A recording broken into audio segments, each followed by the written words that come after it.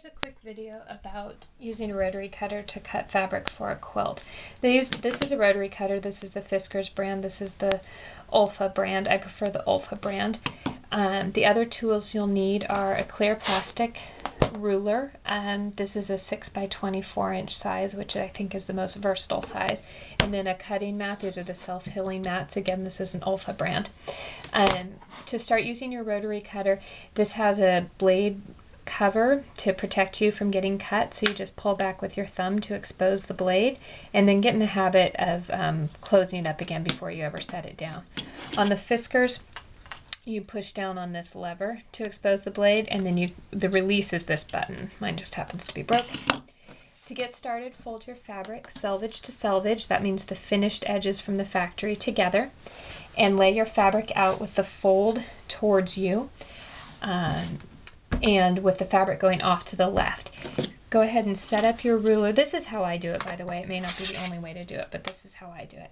Set up your ruler so that the horizontal line on your ruler is right along a fold.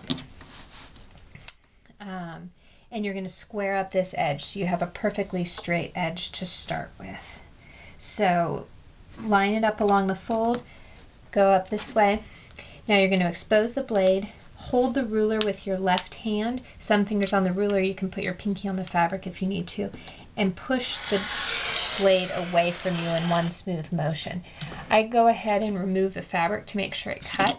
If it didn't for some reason, if your blade is dull, go ahead and push again in the same direction. You never want to do a sawing motion. That'll mess up your fabric. So we close the blade. Now, this is the only tricky part, really. You've got this perfect edge that's perfectly perpendicular to your fold and nice and straight.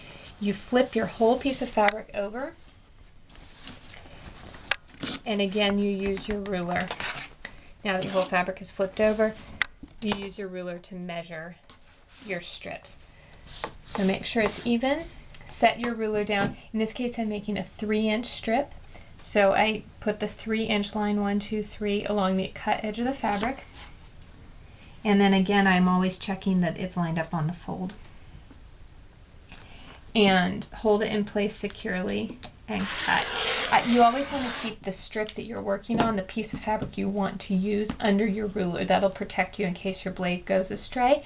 And if it does, then you would just re-square it up. That's cut, and now I've got a perfect strip. That's all there is to it.